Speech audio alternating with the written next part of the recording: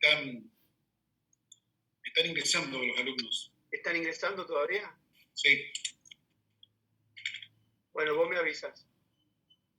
Bueno.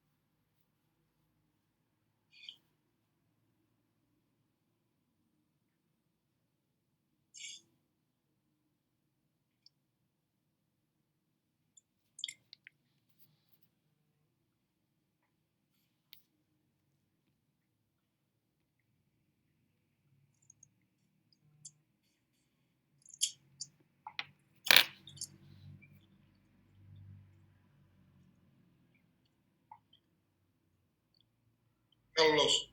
Sí. Superamos los 50, están ingresando todavía. Viste que son 8 comisiones.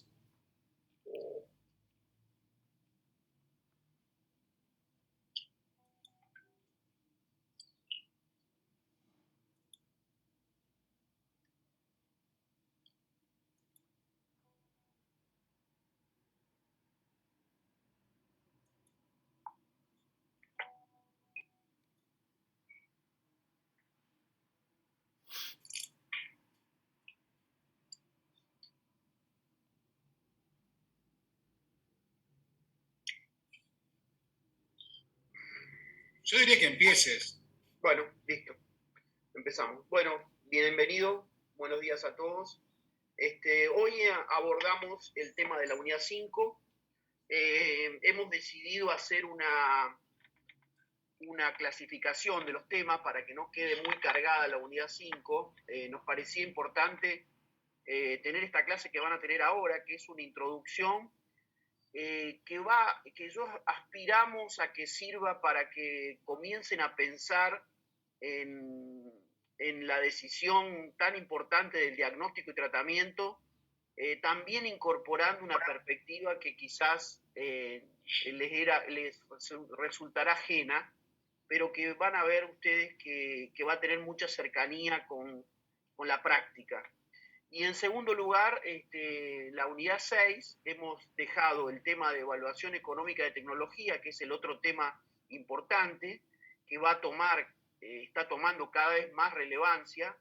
Un médico hoy en ejercicio no puede desconocer cómo leer un estudio de evaluación de tecnología, y incorporar también el tema de comunicación, que es otro factor clave e importante. Así que hoy vamos a abordar esta clase que hemos denominado ¿qué debería saber un médico de economía de la salud? Un médico tratante, un médico que tiene que tomar decisiones clínicas sobre economía, sobre decisiones diagnósticas y de tratamiento.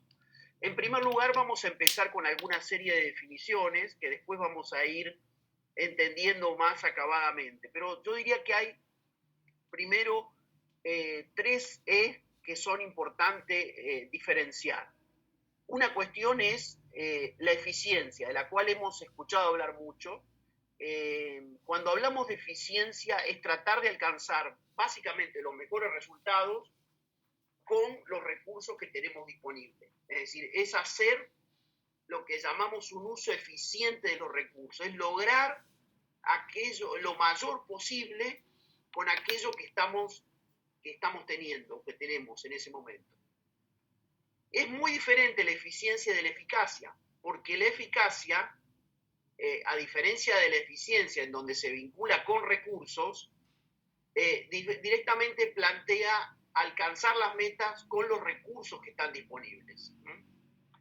Y finalmente la efectividad es lograr los objetivos, pero ya no bajo cualquier condición, sino bajo las condiciones reales. Es decir, cuando ponemos en funcionamiento una decisión, cuando tomamos una decisión, que esas decisiones están sujetas a una serie de situaciones, de circunstancias, bajo las condiciones reales. Cuando damos una medicación, cuando prescribimos una medicación, una cosa es hacer un estudio de la medicación bajo determinados parámetros y bajo determinadas protecciones que nos pueden dar una perspectiva de la eficacia que esa medicación tiene. Ahora, cuando esa medicación es prescripta y tiene que llegar al paciente, tiene una serie de condicionantes de la vida real que la ponen en funcionamiento. Ahí es cuando estamos hablando fundamentalmente de una cuestión de efectividad.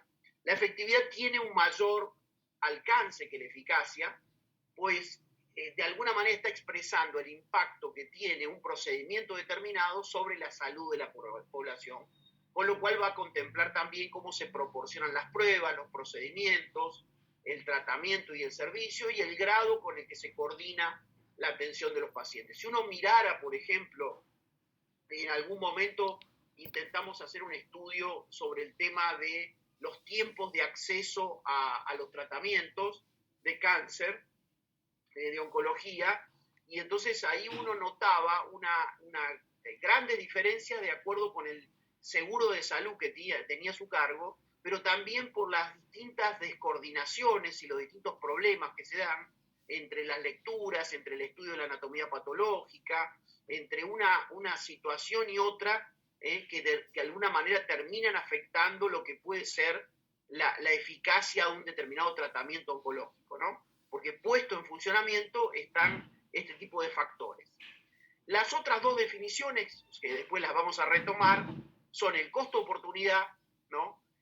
Básicamente el costo-oportunidad es una definición económica, pero que está aplicada a la salud, que podemos decir que es el costo de la renuncia. Son aquellos beneficios que se dejan de obtener por no escoger la mejor alternativa. Es decir, tomamos una alternativa, la que nos venía mejor, la más rápida, perdiendo de vista que si hubiésemos escogido la mejor alternativa hubiésemos tenido mejores resultados. Eso genera un costo, es una pérdida de alguna manera, por haber tomado una opción errónea o no haber tomado la mejor opción. El quinto concepto es el tema de la utilidad, ¿no? La utilidad en el caso de la salud está medida en términos de cuál es la preferencia o valoración que hace el ciudadano respecto de su estado de salud y que resultará muy importante a los fines de lo que nosotros vamos a ver. Estas son, de manera rápida, ¿qué debe saber un médico de economía de la salud? En primer lugar, que sin duda la eficiencia es la marca del virtuosismo de medicina, ¿no? Es decir, uno quiere ser de alguna manera eficiente, relacionémoslo también con el concepto de alguna manera de calidad en cuanto a lograr los mejores resultados con los recursos disponibles, y bueno, pero básicamente ese camino de la eficiencia pasa fundamentalmente por empezar a trabajar sobre la efectividad, y eso ya lo vamos a ver de manera concreta. En segundo lugar, que la ética médica exige poner en consideración el costo de oportunidad, tanto en las decisiones diagnósticas como en aquellas terapéuticas. Y en tercer lugar, que las utilidades relevantes, las utilidades que nos importan, son aquellas utilidades referidas al paciente, ¿no? Entonces vayamos al primer concepto o a lo primero que se debe saber, la cuestión de la eficiencia. Cuando hablamos de eficiencia clínica, fundamentalmente es cuando tratamos de llegar a la maximización de la calidad de la atención con un grado importante de satisfacción de los usuarios, con los menores costos sociales posibles, ¿no? El tema es que la eficiencia tiene básicamente una dimensión temporal, es decir, la eficiencia no es un concepto rígido, sino que es un concepto dinámico, porque la eficiencia, en este caso la eficiencia clínica, tiende a mejorar en la medida que se innove en la respuesta a los cambios demográficos, a la morbilidad, a la tecnología, a las costumbres, a las preferencias y a los recursos disponibles. Es decir, yo puedo tener diferente grado de eficiencia de acuerdo con los distintos momentos en los cuales y ese movimiento que tiene.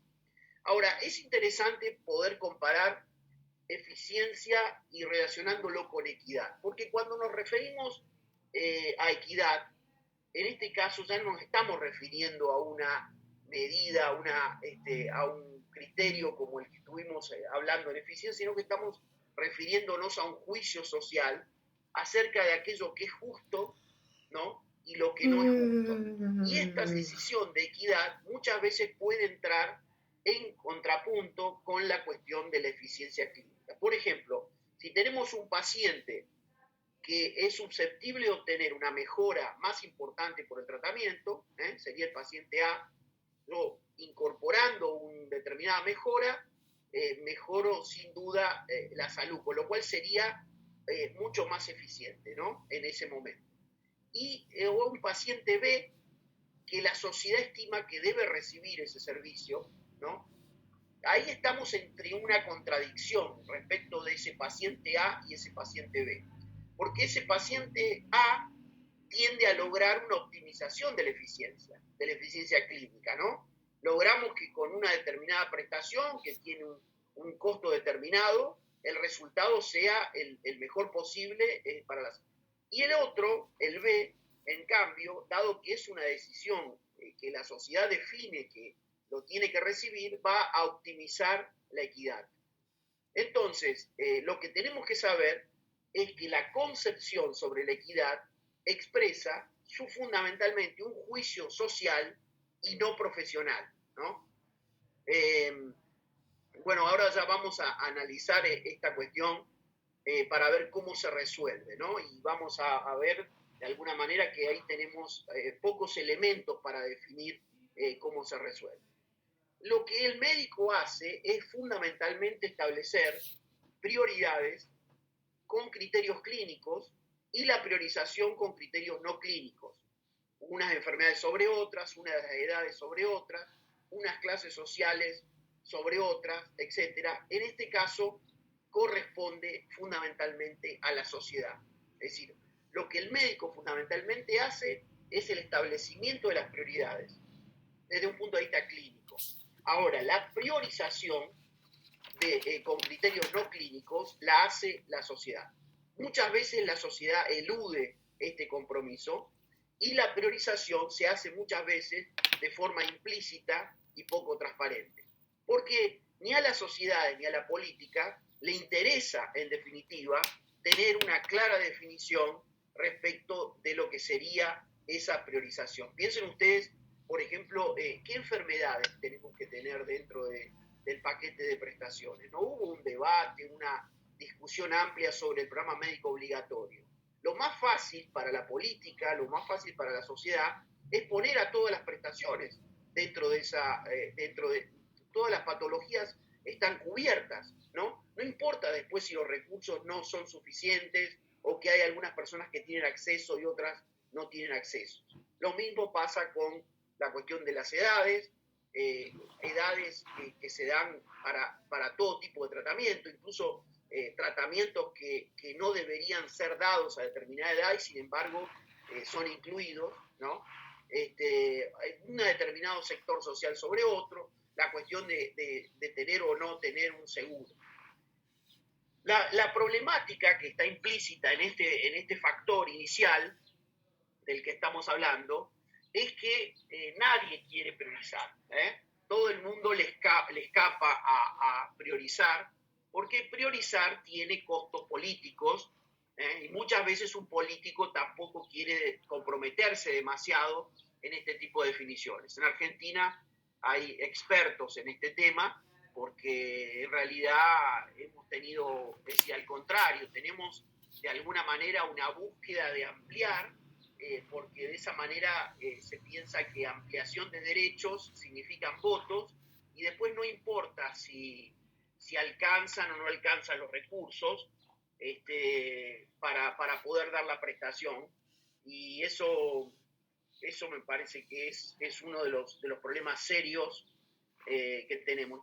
Estaba queriendo encontrar un ejemplo de cómo muchas veces el precio es un elemento clave, importante, contándoles una pequeña, bueno, después lo voy a encontrar, una pequeña anécdota de un caso de una persona que va a comprar algo y que, bueno, le piden un precio determinado.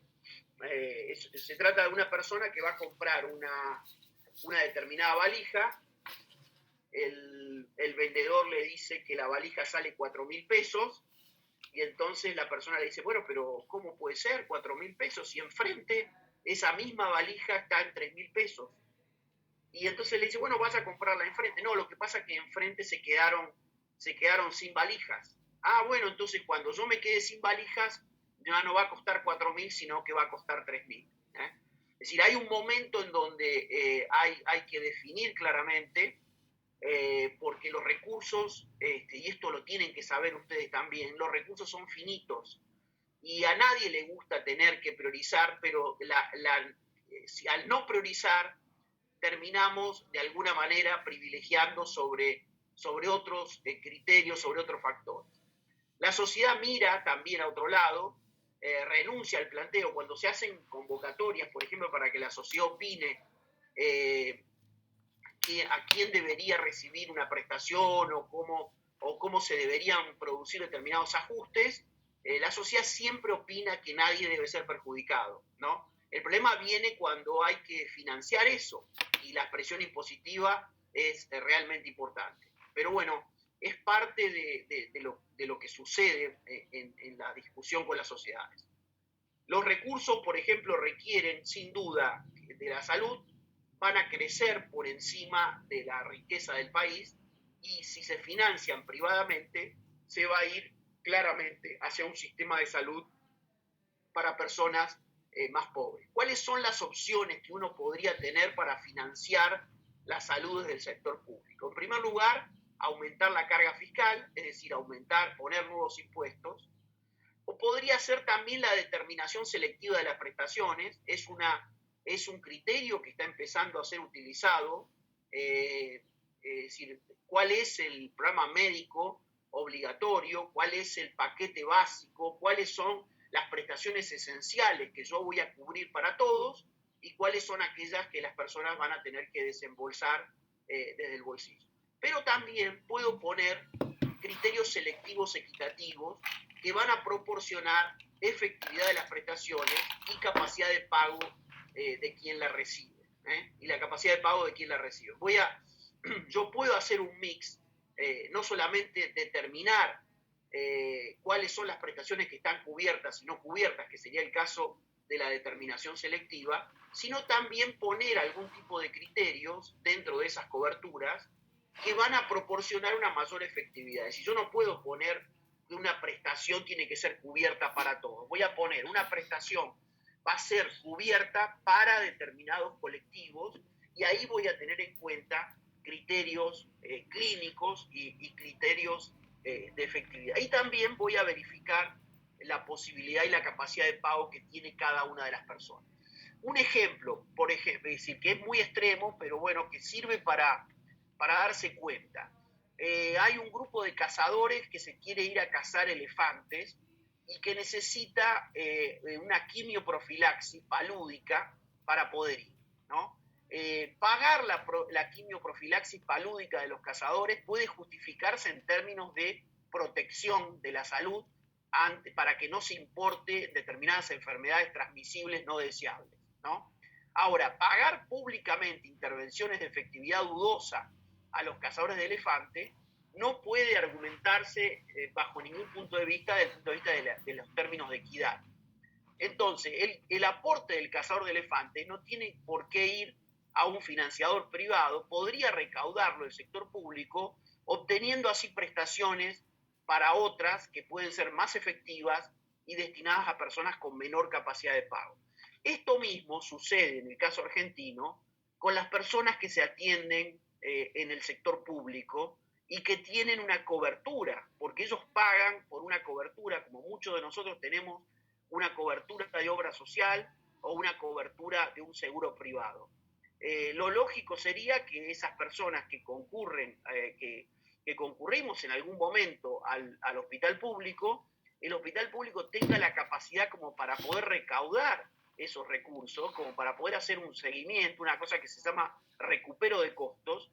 Para eso necesita información que desgraciadamente nuestro sistema no tiene, que es tener capacidad de costeo, saber cuánto cuesta una prestación desde el sector público como para poder generar un ingreso adicional, que es un ingreso por trabajo y que genera de alguna manera una mejora en el ingreso que tiene, en ese caso, el hospital o el centro de salud.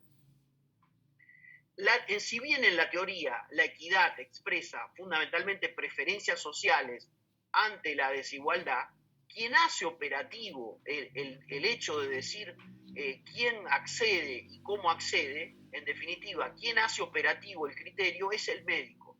¿Por qué? Porque acá tenemos la inhibición bastante cómoda, tanto de los políticos como de la población en la práctica.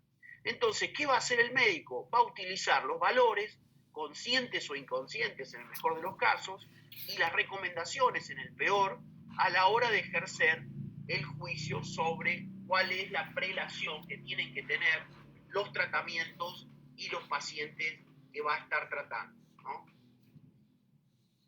Entonces, ¿cómo podría yo lograr estimular la efectividad? No es un proceso fácil la estimulación de la efectividad. El conocimiento de la eficacia suele tener una validez amplia, una validez universal, ¿no? Quien contribuye a los avances tiene el prestigio científico, es decir, ¿quién es el que tiene la eficacia? ¿Quién es el que logra la eficacia? Bueno, es el cirujano que logra determinar una práctica nueva y lo hace, y es el gran contribuyente a ese avance determinado y también a ganar un determinado prestigio. Ahora, es un núcleo muy pequeñito el que logra el nivel de eficacia. Ahora, ¿qué pasa con el que de manera simple pero amplia se preocupa por mejorar el resultado de las acciones y puede convertirse en un profesional incomprendido? Es decir, nosotros teníamos a un caso de eficacia conocida, Favaloro. Favaloro inventó una práctica nueva y sin duda se ganó el prestigio científico por haber inventado esa práctica. Ahora, la mayoría de los cardiólogos que aplican esa práctica no es que están inventándola de nuevo, la práctica ya fue inventada, ya la eficacia de la práctica ya está puesta en marcha. El tema es qué es lo que pasa en el día a día con esa práctica y cómo esa práctica puede lograr alcanzar el mejor resultado dentro de un contexto de realidad, digamos, difícil.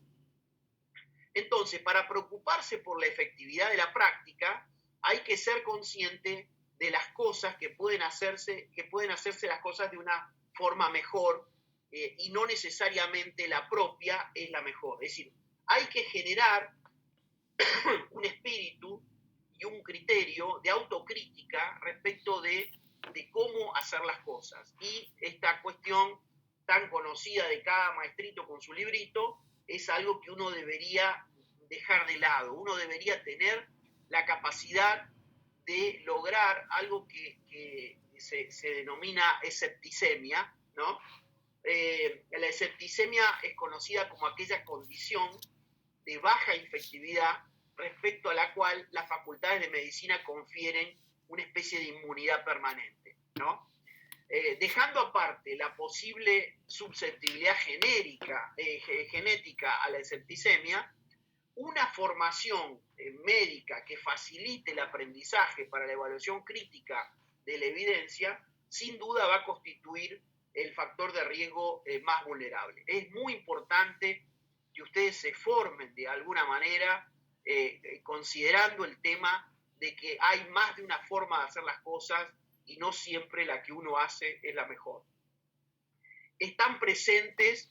En algún momento también vamos a incluir el tema de variación de la práctica clínica, porque es un capítulo fundamental. Es importante incorporar conciencia sobre las variaciones aparentemente arbitrarias en la forma de practicar la medicina que podrían propiciar la escepticemia. Hay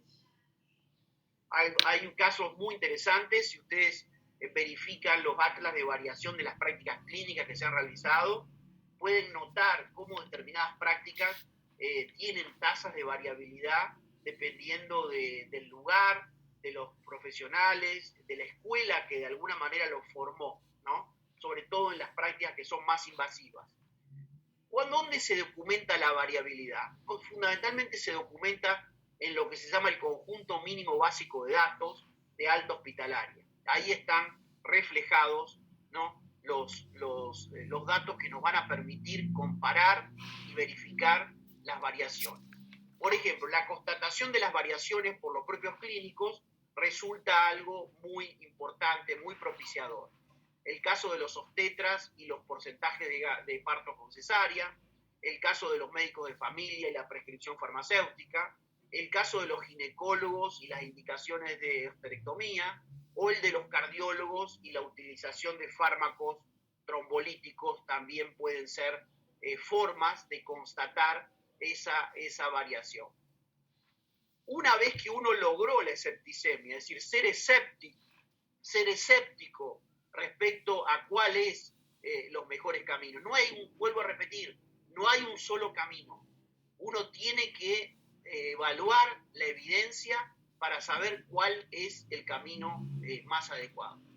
Las preguntas que se comienzan a hacer es fundamentalmente para qué sirven algunas rutinas y procedimientos habituales.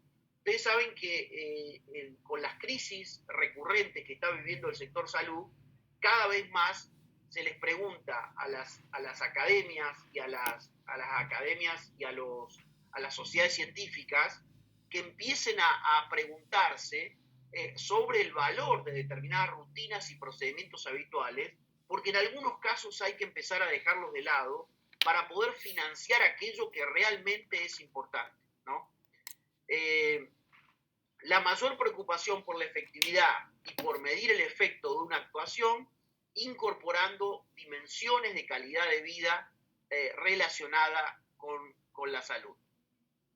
Algunos instrumentos, desde el punto de vista de cómo avanzar en esto, hay un instrumento desde el punto de vista epidemiológico, que sería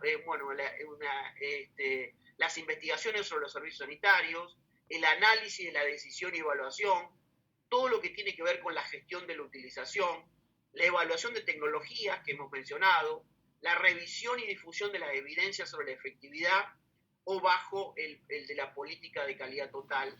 Pueden ser algunos procedimientos, algunos instrumentos, ¿no?, para poder de alguna manera verificar esa cuestión de la escepticemia. Y con eso, de alguna manera, terminamos el enfoque del planteo de que lo que conduce fundamentalmente a la mayor eficiencia es trabajar sobre la efectividad.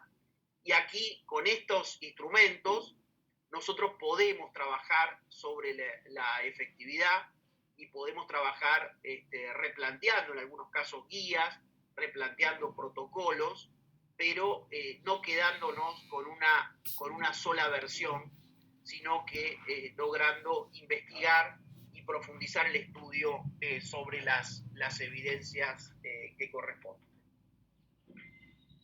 En segundo lugar, decíamos que desde el punto de vista ético era importante incluir el costo de oportunidad. Para eso es importante que ustedes sepan a qué nos referimos cuando nos referimos al costo de oportunidad. Es a considerar un beneficio, ya sea diagnóstico o terapéutico, que deja de obtenerse en la mejor alternativa razonablemente disponible, constituye en ese caso una forma de asegurarse que se obtiene el máximo de resultado en términos de impacto en el bienestar, a partir de determinados de recursos. Es decir, para decirlo más simplemente, cuando no optamos por la mejor alternativa y optamos por una alternativa debajo de aquella que podría ser la mejor, tenemos de alguna manera, entre comillas, una pérdida, un costo vinculado a no haber elegido bien, no haber elegido correctamente. Piénsenlo en términos, por ejemplo, de una inversión. Si uno tuviera que hacer una inversión con un determinado recurso, lo primero que va a ver cuando hace esa inversión es si esa inversión da una determinada tasa de interés. En ese caso, ese sería, si yo invierto en otra cosa que me da un ingreso menor al que me dio poner ese dinero con una cierta tasa de interés. Esa decisión mal tomada me genera ese costo de oportunidad de no haber tomado la mejor decisión disponible, ¿no? Y en medicina, cuando tomamos una decisión, tenemos que tener en cuenta qué perdemos en el momento en el que tomamos una decisión de atender a una determinada persona, dejando de lado a lo mejor utilizar esos recursos para un conjunto más importante que podría haberse favorecido de la utilización de ese único recurso que fue focalizado sobre una persona.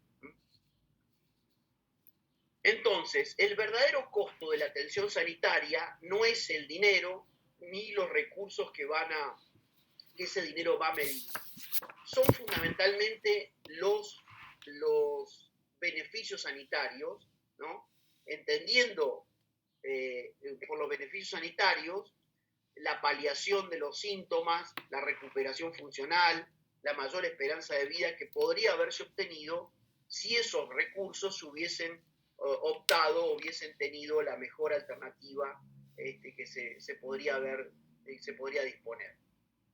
Cuando uno tiende a conceptualizar los beneficios, podemos determinar que tenemos, por un lado, beneficios de una decisión diagnóstica bien tomada, de una beneficio de una decisión terapéutica. En el caso de los beneficios de la decisión diagnóstica, ¿cómo se van a medir? Se van a medir en términos de cómo se reduce la incertidumbre. Un paciente, por ejemplo, tiene o no una condición desde el inicio del proceso hipotético deductivo del diagnóstico.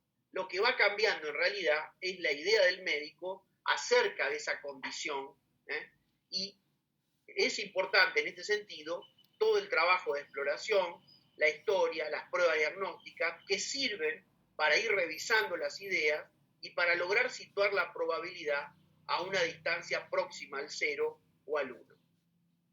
Ahí es muy importante, creo que en alguna materia ustedes han visto el teorema de Bayes, un teorema de probabilidad. La proximidad de ese diagnóstico al 0 descarta una situación y al 1 tiende a confirmar el diagnóstico, pero esto va a depender de una cantidad de factores, en especial de la efectividad del tratamiento, de la iatrogenia del tratamiento en caso de error diagnóstico y la sensibilidad, especificidad y riesgo de las pruebas que se estén considerando.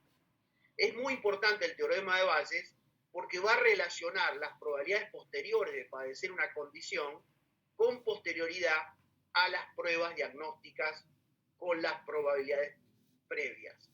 El teorema de Bayes, como ustedes saben, yo siempre digo que detrás de un buen médico siempre hay un bayesiano, es alguien que pone en consideración cuáles son las probabilidades y no necesita hacer todas las pruebas para poder saber un diagnóstico, para poder dar un diagnóstico adecuado. Es decir, la experiencia le va dando una capacidad y el conocimiento sobre las probabilidades también le va dando ese conocimiento y esa experiencia.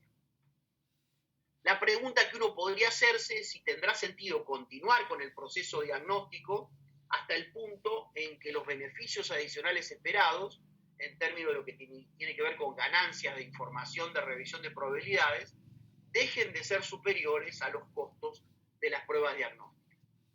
En este caso, estos son los costos de oportunidad, ¿no? Fundamentalmente los beneficios informativos que la prueba diagnóstica que se está considerando podría reportar al paciente que razonablemente más podría beneficiarse de esa.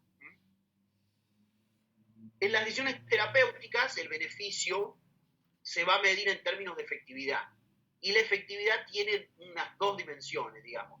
Tiene la dimensión de la cantidad y la dimensión de la calidad de vida, ¿no? La consideración del costo de oportunidad, entonces, va a permitir reflexionar acerca del beneficio del tratamiento que se está considerando en la mejor alternativa disponible que se va a tener. Bueno, eso referido al costo de oportunidad. Cuando uno toma decisiones de diagnóstico o de tratamiento, debe considerar atentamente cómo las toma, porque puede estar tomando decisiones que generan un alto costo de oportunidad, tanto en diagnóstico como en tratamiento. Referido al tema de las utilidades del paciente, las utilidades que nos vamos a referir son siempre las utilidades del paciente. Cuando una sociedad tiende a progresar, el componente de calidad de vida en los productos de los servicios tiende a aumentar. La gran cantidad de acciones de salud no tienen traducción en términos de mayor cantidad de vida, pero sí en mejor calidad de vida. Piensen ustedes que no todas las medicaciones o no todos los tratamientos extienden la vida, sino que en algunos casos mejoran la calidad de vida. Entonces, dentro de las utilidades se ha puesto también el hecho de que una persona no empeore o que una persona tenga una mejor calidad de vida. La calidad como ustedes saben, es subjetiva, es multidimensional y resulta inevitable el activismo del paciente para poder establecer cuál es el curso de acción más efectivo. Eso significa, cuando se arman, por ejemplo, los años de vida ajustados por calidad, se hacen paneles en donde se le piden a los pacientes opiniones y donde se le piden opiniones sobre cómo eso afecta su calidad de vida, y de esa manera se pueden armar ciertos paneles. Por ejemplo, acá hay dos casos. Un caso que es la efectividad de la prostatectomía en el tratamiento de hiperplasia benigna de próstata depende de cuáles son las dimensiones de calidad de vida apreciada por ese paciente. Por ejemplo, el tema de la incontinencia o la impotencia. Por ejemplo, uno de los casos de cómo se aplicaría o cómo se debería hacer, se suministra a los pacientes afectados un video que muestra un par de médicos con prostatismo sintomático. Se aprecia, por ejemplo, que el médico que optó por ser intervenido quirúrgicamente y la evolución de quien prefirió, en cambio, la estrategia de vigilancia expectante. Esto le va a dar al paciente una decisión informada, el que además haya desplazado de la preferencia de los pacientes hacia menos cirugía va a resultar realmente secundario, pero esto le da un elemento real, porque si no el paciente no está en condiciones de decir cómo va a ser su vida luego de la intervención quirúrgica, y en cambio esto por lo menos le da una perspectiva de cómo sería. Otro ejemplo, por ejemplo, en Ottawa hay un librito, una grabación que permite que a las mujeres que estén considerando la terapia hormonal sustitutoria ponderar los beneficios y los riesgos que cada una de ellas tendría en el tratamiento en función de sus valores, factores de riesgo y estilos de vida. La orientación de la utilidad al paciente resulta exigible y fundamental. Es imprescindible para valorar la efectividad de los tratamientos con impacto sobre la calidad de vida y para actuar como agente del paciente. Y la medida de utilidad puede utilizarse para expresar la preferencia global de un paciente en diferentes alternativas.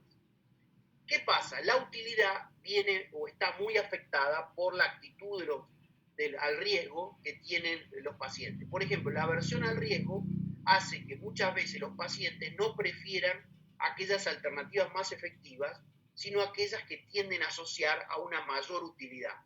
Un ejemplo, el tratamiento más efectivo para la trombosis venosa profunda es una combinación de estreptoquinasa y heparina, pero ese pequeño riesgo que existe de hemorragia intracraneal y muerte asociado a este tratamiento más efectivo, hace que tanto médico como paciente prefieran el tratamiento menos efectivo con heparina sola, con un alto riesgo de una pierna inflamada y una pierna dolorosa. Bueno, esta es la bibliografía de referencia. Yo les recomendaría, hay aquí un trabajo muy importante del profesor Vicente Orturrubio, sobre el cual está basado esta clase, y luego alguna otra adicional sobre las definiciones de eficiencia, eficacia y efectividad, y un glosario que también puede ser útil para poder comprender algunos de los conceptos de los cuales estuvimos conversando en esta clase. Bueno, espero que haya interesado y cuál esperamos preguntas. Esta clase de hoy la vamos a dividir en dos partes.